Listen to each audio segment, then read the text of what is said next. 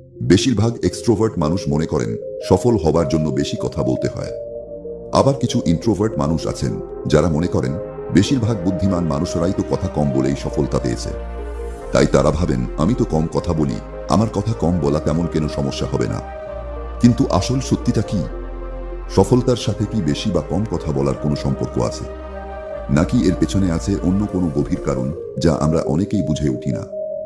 জানতে হলে আজকের গল্পটা শেষ পর্যন্ত দেখুন। আশা করি আপনারও চোখ খুলে যাবে। একটি ছোট শহরে আশিক নামের এক ছেলে থাকত। সে ছিল খুবই বুদ্ধিমান, পরিশ্রমী এবং তার ছিল অনেক বড় বড় স্বপ্ন। এই যেমন ক্লাস পরীক্ষায় প্রথম আসা, সবকিছুতে দক্ষতা অর্জন করা ইত্যাদি।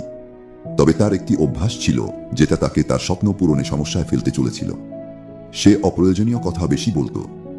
নতুন কিছু শিখলেই সে সেটা নিজের মধ্যে রাখতে পারত না। এমনকি সে সবার সামনে তার ভবিষ্যৎ পরিকল্পনার কথা বলে বেড়াত।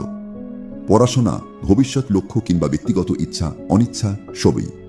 আশিক বিশ্বাস করত যদি সে তার পরিকল্পনা অন্যদের সঙ্গে শেয়ার করে তবে সে আরও অনুপ্রাণিত হবে। আর একই সাথে অন্যদের কাছ থেকে পাওয়া প্রশংসা তার ভালোই লাগত। তার বন্ধুরাও তার আইডিয়াগুলোকে পছন্দ করত, তার বাবা মাও গর্ব অনুভব করতেন, এমনকি শিক্ষকরাও তাকে উৎসাহ দিতেন। কিন্তু এত বড় বড় কথা বলার পরেও আশিকের সাফল্য আসছিল না। বিগত কিছু পরীক্ষায় সে তেমন ভালো করতে পারছিল না। সে এভারেজ নম্বর পাচ্ছিল। আর এজন্য সে বুঝতে পারছিল না কোথায় সে ভুল করছে, আর উপর থেকে তার সমালোচকেরা তাকে নিয়ে হাসাহাসিও করছিল। তাই সে তার মন ভালো করতে এক ছুটির দিনে তার দাদুর বাসায় গেল। কিন্তু সেখানে গিয়েও তার মন তেমন ভালো ছিল না। সে সারাদিন চিন্তিত থাকত। তার এই অবস্থা দেখে তার দাদু তাকে বলল, কি হয়েছে, এত উদাস কেন? তখন রোহান তার সব কথা দাদুকে বলতে শুরু করল। সে বলল, আমি সবাইকে আমার ভবিষ্যতের ইচ্ছা বলে বেড়াই, কিন্তু আমি আমার কোনো স্বপ্নই পূরণ করতে পারছি না।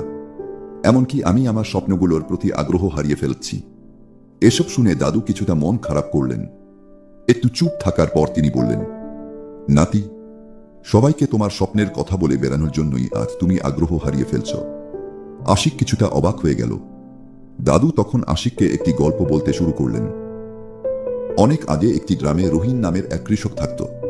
সে ছিল গরিব কিন্তু কঠোর পরিশ্রমী। তার স্বপ্ন ছিল তার একদিন বড় একটি খামার হবে যেখানে অনেক ফসল থাকবে। প্রতিদিন সে মাঠে কঠোর পরিশ্রম করত এবং বেঁচে যাওয়া প্রতিটি পয়সা জমিয়ে রাখত।